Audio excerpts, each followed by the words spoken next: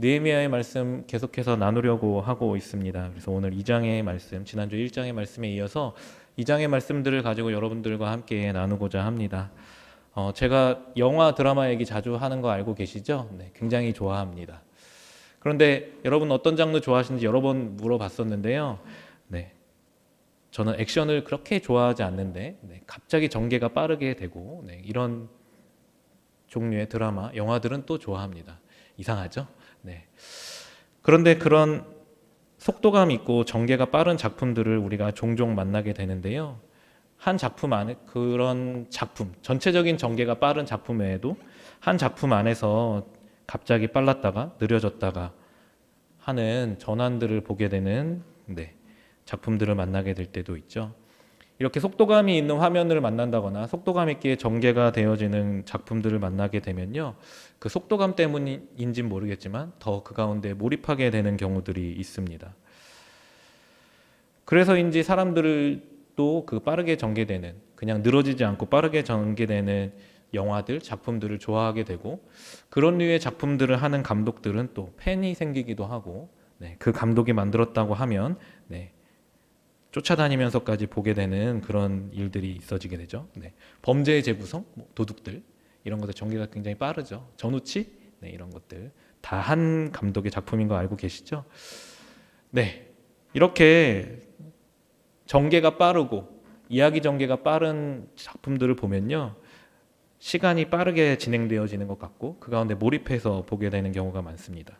그런데 그런 빠른 전개 속에서 우리가요, 그 영화 안에 숨겨진 의미를 발견하지 못하는 때가 발생할 때가 있다는 것입니다. 그리고 연출자가 그 가운데서 이것은 알아줬으면 하고 숨겨놓은 이야기들이 있고 숨겨놓은 의도가 있는데요, 우리가 빠른 전개와 그 화면 전환 속에서 그것을 놓치게 될 때가 있다는 것이죠. 그래서인지 종종의 작품들은 빠르게 전개되다가도 갑자기 속도를 늦추고 시간이 갑자기 천천히 흐르는 것처럼 장면을 만들어내고 그렇게 완급 조절을 하기도 합니다. 그 완급 조절을 하는 이유는 무엇이죠? 그 안에 담겨진 의도를 보는 사람들이 놓치지 않게 하기 위한 마음들이 담겨져 있다는 것이죠. 이렇게 빠르게 전개되고 늦춰지는 이야기들, 그리고 그 안에 담겨진 의도가 있고 우리가 무엇에 집중해야 되는지 이야기하는 이유는요, 오늘 느헤미야 이야기도 갑자기 사건이 빠르게 전개되고 있기 때문입니다. 지난주 1장을 통해서 우리가 말씀 나눴는데요, 1장에서는 어떻게 진행됐었죠? 소식을 듣고 느헤미야가 몇 날 동안 금식하면서 기도했습니다.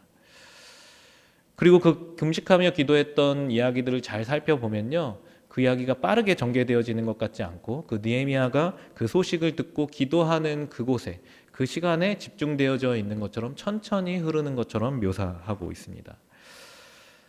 그래서 그 시간이, 기도의 시간이 얼마가 됐는지도 감이 오지 않죠. 그리고 그 천천히 흐르는 장면 속에서 이스라엘 백성들의 고된 삶을 우리가 떠올려 보기도 합니다. 소식이 전해졌던 그 이스라엘의 사람들이 살고 있는 모습은 어땠을까? 급하게 다음 사건들이 나오고 있지 않기 때문에 그것들을 상상해 보곤 하죠. 그렇게 천천히 흘러가는 시간들이 얼마나 흘렀는지 모르겠는데요, 굉장히 긴 시간을 기다렸을지도 모르겠습니다. 사실은 2장의 시작 가운데 그리고 1장의 시작 가운데 정확하게 어느 때인지를 묘사하고 있기 때문에 얼마의 기간이 흘렀는지는 알 수 있지만 우리가 체감하기로는 그 시간이 얼마인지, 그것보다 굉장히 긴 시간이 흐르면서 그 상황 안에서의 사람들의 모습들을 잘 살펴보게 된다는 것이죠. 여러분들은 무언가 기다린다는 거 굉장히 즐겨 하십니까? 나는 기다리는 거 진짜 잘한다. 나는 누군가가 늦게 나타나도, 약속한 누군가가 1시간을 늦게 나타나도 그 자리를 지킬 수 있다. 없으십니까? 아무도 손을 들지 않는 것처럼 기다림이라는 건 굉장히 힘든 일이죠. 그리고 지루한 일입니다. 그런데 오늘 이야기의 이전인 1장의 이야기들은요, 그렇게 지루한 시간일지도 모른다는 것이죠. 누구에게요? 느헤미야와 이스라엘 백성들에게 그렇게 천천히 흐르는 시간처럼 느껴지고 지루한 시간일 수 있었다는 것입니다. 그런데 갑자기 2장에 들어서자마자 급 진행이 되죠. 갑자기 빠르게 진행됩니다. 아닥사스다 왕이요 갑자기 느헤미야의 얼굴을 보고 무엇인가를 알아차리죠. 네. 이 사람이 예민한 왕이었다면 그 전에 알아차렸을 겁니다. 며칠 동안 금식하며 기도했다는데 네. 이제서야 알아보는 게 이상할 정도인데요.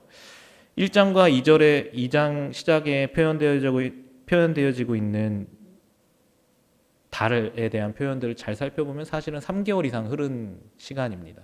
한 계절이 흐른 시간이죠. 네, 금식하며 기도를 시작했는데 3개월 동안 금식하며 기도했는지 모르겠지만 그 기간 동안 알아차리지 못하다가 갑자기 아닥사스다 왕이 그것을 알아차리죠. 그러고 나서부터는 갑자기 빠르게 진행이 되기 시작합니다. 그러더니 얼굴에 수심을 보더니 무슨 일이 있느냐 묻고 무슨 소식, 자기가 들은 소식이 있고 무언가 문제가 있고 나는 이스라엘 땅에 돌아가서 이것을 하고 싶다라고 말하자마자 네, 일사천리로 진행이 됩니다. 그 다음에 뭐 며칠이 흘렀고 누구를 모으기 위해서 어떻게 했고 이런 얘기가 나오지 않죠. 바로 진행돼서 조서를 받고 호위해줄 군사까지 받습니다. 그리고 그 조서를 받은 걸 가지고 강 서쪽에까지 이르렀습니다. 아니요, 이스라엘에까지 도착했죠. 굉장히 빠른 시간 안에 4개월, 3개월의 시간은 굉장히 천천히 흐르다가 굉장히 빠르게 진행이 됩니다. 이야기를 읽다 보면 어쩌면 이스라엘 성벽, 예루살렘의 성벽의 재건이 굉장히 빠르게 일어날 것 같고 금방 일어날 것처럼 보여지죠. 야, 이제 이스라엘의 회복은 빠르게 진행되겠구나, 금방 되겠구나 이렇게 생각할 수 있겠죠. 그리고 그렇게 생각할 수밖에 없는 게 11절에 예루살렘에 도착한 지 사흘 만에 느헤미야는 나가서 성벽의 상황을 살펴보고 있습니다. 일이 진행되어지는 상황들, 그래서 이 일을 어떻게 진행할 것인가 빠르게 살펴보고 있다는 것이죠. 시간을 지체하지 않았습니다. 몇 달 동안 살펴봤다 이렇게 말하고 있지 않고 사흘 만에 나가서 그들의 성벽의 상태들을 살펴봤다라고 이야기하고 있는 것이죠. 3개월 동안 늘어졌던 시간이 갑자기 빠르게 흐르고 있는 것입니다. 그런데 이렇게 빠르게 흐르던 시간도 갑자기 시간이 풀어져서 한 군데에 집중하게 되죠. 느헤미야가 성벽을 살피러 나간 시간을 이야기하고 있는데요. 여기서부터 시간이 다시 풀어져서 천천히 흐르기 시작합니다. 느헤미야가 성벽을 살피러 나간 시간이 언제라고 했죠? 모르시죠? 네.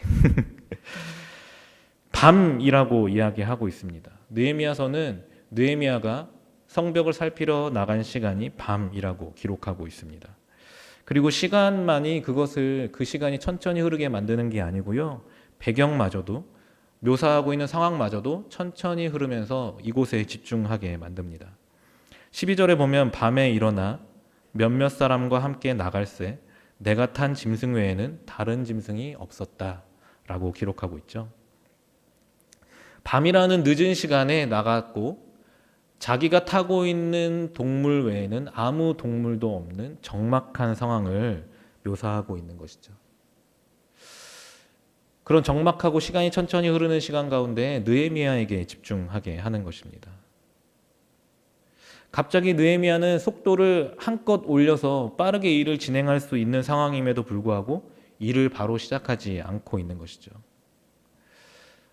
우리가 지금 읽고 있는 느헤미야의 상황이 어떤 상황입니까?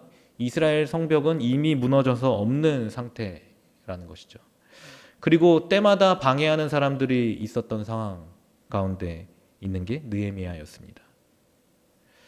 그런 상황 가운데 느헤미야는 어떻게 이 땅에 왔죠?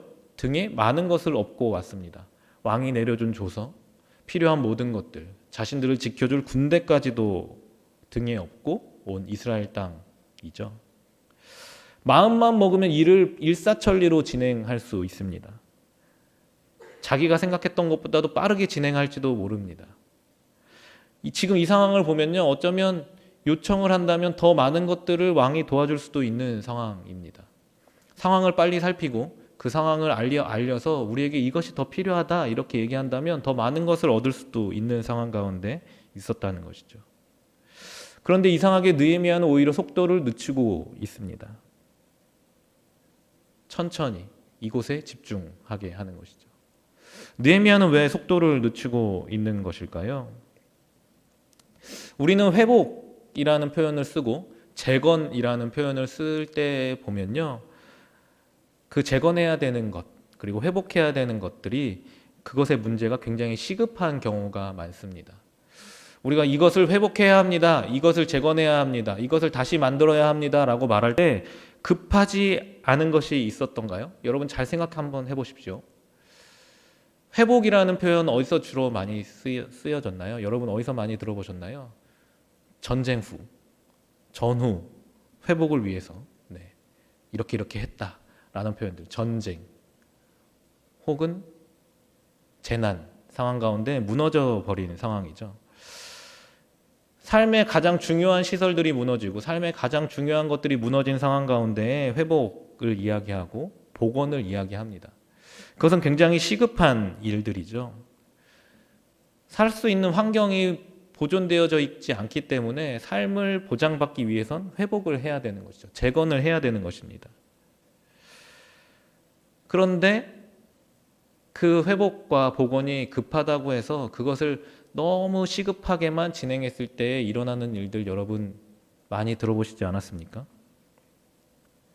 그런 시급한 문제들을 그냥 급하게 내 눈앞에 놓여져 있는 것들만 바라보면서 진행하게 될 때 어떤 문제들이 발생하던가요? 그런 모습들이 사실은 안타깝게 우리나라에서 굉장히 많이 볼 수 있는데요. 어떤 모습들이 여러분 생각나는지 잘 모르겠습니다. 전후 6.25, 저는 6.25를 모릅니다. 아마 이 자리에 앉아 계시는 분들 대부분이 6.25를 잘 모르실 텐데요. 6.25 전쟁 이후에 우리나라의 상황들이 어땠을까요? 환경의 모습들은 어땠을까요? 포탄들이 날아다니고 총알들이 날아다니고 했습니다. 그런 상황 가운데 산들의 모습들은 어땠을까요? 우리가 흔히 말하는 민둥산의 모습이었습니다.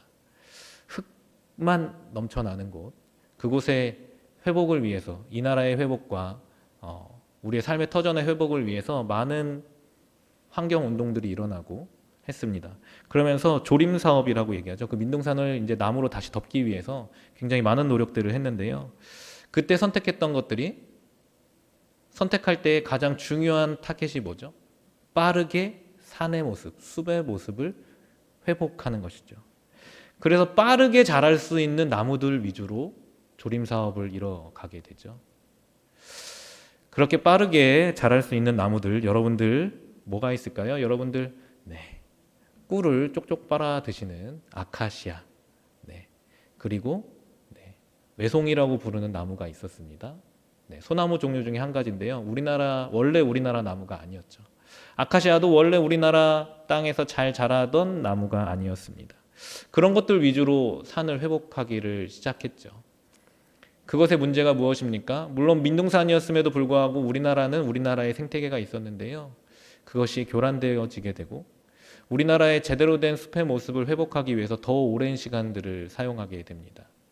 그리고 그렇게 심은 나무들은 산을 덮는 것 이외에는 어떤 효과도 볼 수 없고 어떤 곳에 어떤 자원으로도 활용할 수 없는 나무들인 경우가 대부분이었죠. 그래서 숲의 모습은 만들었지만 사실은 생태계로서 그리고 온전히 작동하는 숲으로서의 모습은 긴 시간, 더 오랜 시간의 모습을 통해서 회복되어지게 되어졌다는 것입니다. 건축은 어떻습니까? 급하게 우리에게 필요한 집들이 있고 우리에게 필요한 시설들이 있다. 우리는 빨리 만들어야 된다는 것들에 집중했습니다. 모두가 그랬던 건 아니겠지만 빨리 만드는 것에만 집중했죠. 그리고 그 이후에도 그 습관들은 남아 있었습니다. 그래서 빨리 만드는 것, 정확하게 만들고 안전하게 만드는 것보다 빨리 만드는 것이 더 우선시 되어졌죠. 그러면서 일어났던 우리나라의 많은 사건과 사고들이 있었음을 보게 됩니다. 회복이라는 것, 재건이라는 건 이렇게 우리에게 다급한 마음을 줄 수 있는데요. 그 다급한 마음만으로 접근했을 때 일어나는 문제는 사실은 회복과 재건을 선포하고 그것을 향해 달려가는 그 걸음을 멈춰서게 할 때가 있다는 것입니다. 그래서 무조건 빠른 것이 답이 아닐 때가 있다는 것이죠. 그래서 급할 땐 어떻게 하라고요? 급할 때는 뛰어가나요? 급할 때 이거 정도는 네. 급할 때는 돌아가라. 네. 급할 때일수록 돌아가는 것. 왜 그 얘기를 할까요? 그 급한 마음 가운데 선택하는 것들이 문제를 일으키고 더 어렵게 만들 수 있기 때문입니다. 어쩌면 느헤미야는 그것을 알았을지도 모르겠습니다. 느헤미야는 이 급한 상황 가운데 회복을 이야기하고 재건을 이야기하는 이 급한 상황 가운데 더 중요한 것이 있다는 것을 느헤미야는 알았다는 것이죠. 느헤미야는 이스라엘 백성들의 상태를 알고 있었습니다. 그렇다면 더 급하게 움직여야 되는 것 아니었을까요? 17절에 우리가 당한 공경을 너희도 보고 있는 바라. 이렇게 기록하고 있죠. 이스라엘 백성들이 공경 가운데 있다는 것을 느헤미야는 알고 있었습니다. 그리고 이스라엘 백성들이 그 공경을 바라보고 있었다는 것도 알고 있었다는 것이죠. 이스라엘 백성들이 자신들이 공경 가운데 있는 것을 모르고 있던 것이 아니고요. 이스라엘 백성들 자체도 우리가 공경 가운데 있고 어려움 가운데 있다는 걸 알고 있었고 그 어려움 가운데 살아가고 있는 그 상황을 알면서도 그 안에 살아가고 있는 이스라엘 백성의 상황을 느헤미야는 잘 알고 있었다는 것입니다. 그들이 어려움 가운데 바라보고 있는 예루살렘의 모습은요, 자신들의 그 공경을 해결하고자 노력했던 그 상황들은 뒤로하고 나아지지 않은 그 모습이었다는 것이죠. 이스라엘 백성들과 느헤미야는 원인과 문제를 다 알고 있었음에도 불구하고 변하지 않은 이스라엘 땅을 보고 있었다는 것입니다. 그 이스라엘 성벽을 보고 있었다는 것이죠. 그렇게 보고만 있었던 이유가 무엇입니까? 그들이 당하고 있는 공경과 문제가요, 그들의 문제이고 신경이 쓰이고 있지만 그 가운데 많은 반대가 있었고 그 가운데 많은 실패가 있었음으로 인해서 이건 그냥 쉽게 해결될 문제가 아니구나. 이런 마음으로 포기하는 마음으로 그냥 주저앉아 있었다는 것이죠. 그래서 이 문제가 우리가 노력했음에도 해결되어지지 않는 문제로 그냥 내버려 두고 문제가 있는데 어쩔 수 없지. 이런 마음으로 바라만 보고 있었다는 것이죠. 무기력한 가운데 그냥 문제와 함께 살아가기로 결정한 이스라엘 백성들의 모습이었다는 것입니다. 이렇게 무기력하고 그냥 문제 가운데 함께 살아가기로 한 이스라엘 백성들에게요, 느헤미야는 일을 빠르게 진행하는 것보다 먼저 앞서서 다른 일을 합니다. 그것이 더 중요하다고 생각한 것이죠. 그들이 겪고 있는 문제에 대해서 다른 관점을 제시하는 것이죠. 그리고 비전을 제시하는 것입니다. 자, 예루살렘 성을 건축하여 다시 수치를 당하지 말자라고 선포하고 있습니다. 이스라엘 백성들에게는요, 그냥 예루살렘 성의 재건이 필요한데 그건 어려운 문제, 나는 모르겠어였는데요. 그냥 함께 살아갈 수밖에 없는 해결되어지지 않는 문제로 바라보고 있었는데요. 느헤미야는 다시 건축해야 될 문제, 해결해야 될 문제, 해결할 수 있는 문제로 바라보고 접근하고 있다는 것입니다. 예루살렘 성 재건이요, 그냥 어려워서 버려두어야 될 문제가 아님을 다시 한번 확인시켜 주고 있다는 것입니다. 해결할 수 있는 문제임을 알려주고 있다는 것이죠. 우리에게는 그 이스라엘 성, 예루살렘 성의 재건이 우리에게는 이뤄내야 할 일임을 다시 한번 하나님께서 우리에게 명하시고 이끄실 일임을 비전으로 제시하고 백성들을 불러 모으고 있다는 것이죠. 그렇게 비전 캐스팅을 다시 하고 있는 것입니다. 느헤미야는 다른 어떤 것보다 무너져 있는 비전과 그들의 관점을 하나님의 관점으로 바꾸고 하나님께서 주시는 비전으로 옮기는 것이 중요함을 알았다는 것입니다. 자신에게 주어진 자원이 있고 이 자원이 언제까지 있을지 모르는 상황 속에서도 가장 중요한 것이 무엇인가 느헤미야는 깨닫고 알고 있었다는 것입니다. 무너져 있는 비전과 그들의 마음을 먼저 세우는 것이 가장 중요함을 알았다는 것이죠. 이것은 쉬운 일이 아닙니다. 우리에게 주어진 자원이 있을 때 인간적으로 자원을 살피고 여러 가지 것들을 살펴서 내게 주어진 일을 지금 당장 해결하는 것이 중요하죠. 느헤미야는 그렇게 할 수도 있었습니다. 그런데 그렇게 하지 않은 이유가 구체적인 이유가 있었다는 것이죠. 느헤미야에겐 다른 것이 먼저 그에게 주어진 다른 것이 있었다는 것입니다. 왕이 허락해준 자원, 왕이 붙여준 군대, 그 이전에 느헤미야에게 주어진 것이 있었다는 것이죠. 그것이 12절에 나와 있습니다. 12절에 하나님이 마음에 주신 것이라고 표현하고 있죠. 하나님께서 예루살렘을 위해 무엇을 할 것인지 내 마음에 주신 것이 있다라고 이야기하고 있는 것입니다. 예레미야에겐 이것이 가장 중요한 것이죠. 손에 쥐고 있는 자원, 내가 얻은 자원이 중요한 게 아니고요. 가장 중요한 것은 내 마음에 하나님이 주신 것이 있다는 것입니다. 무너져 내린 그 예루살렘을 향하여서 하나님이 주신 마음이 있다는 것입니다. 하나님이 너가 이것을 이뤘으면 좋겠다라고 주신 비전이 있었다는 것이죠. 그래서 느헤미야는 그것을 선포하고 있는 것입니다.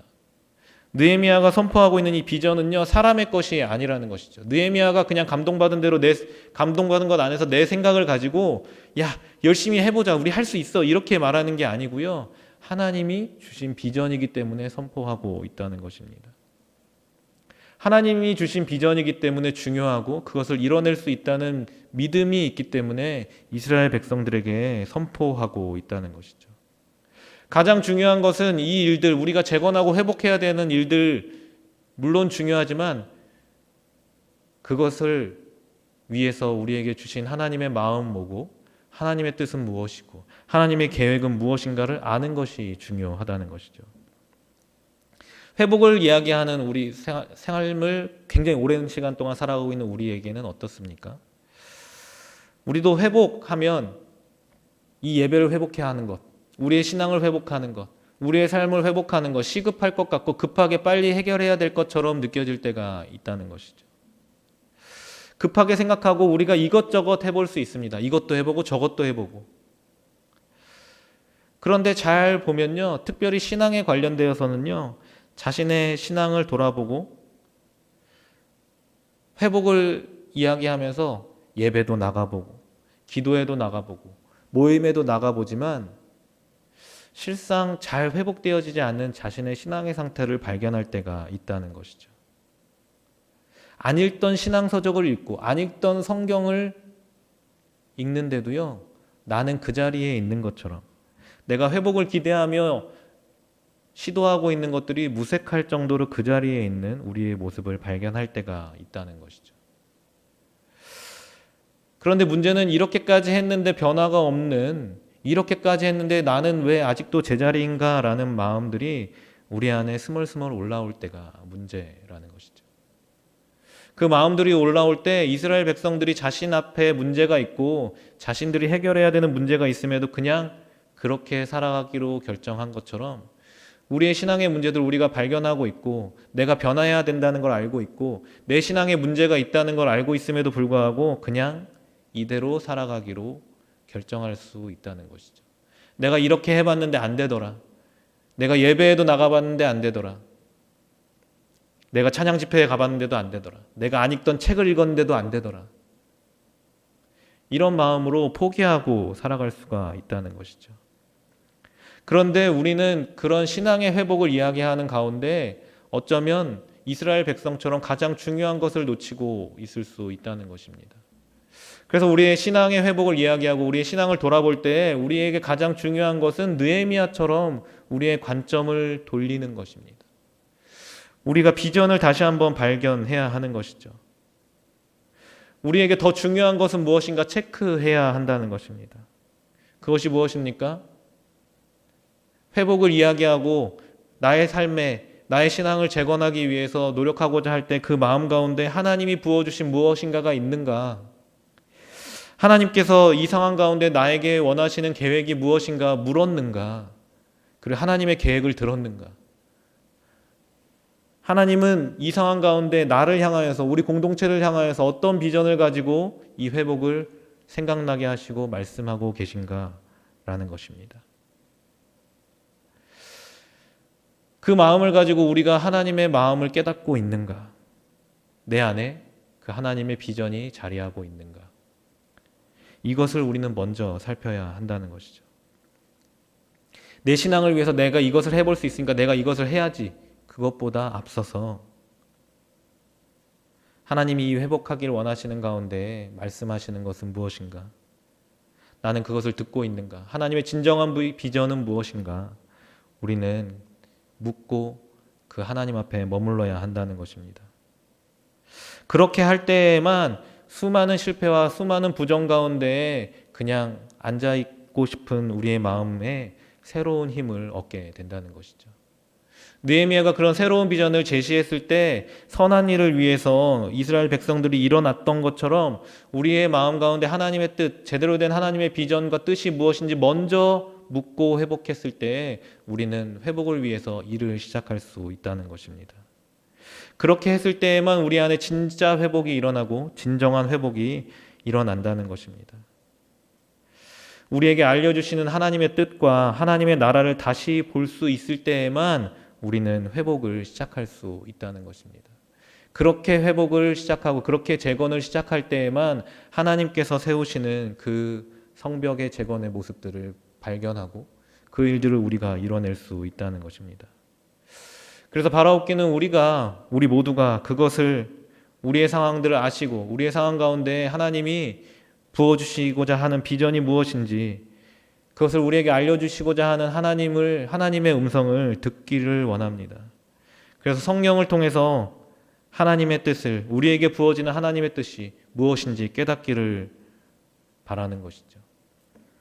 우리에게 부어주신 그 하나님의 뜻을 깨닫고 그곳에서부터 시작하고자 할 때 우리는 하나님의 은혜로 우리의 삶에 실패했던 그 자리에서 다시 한번 신앙의 회복과 재건을 이뤄갈 수 있을 것입니다.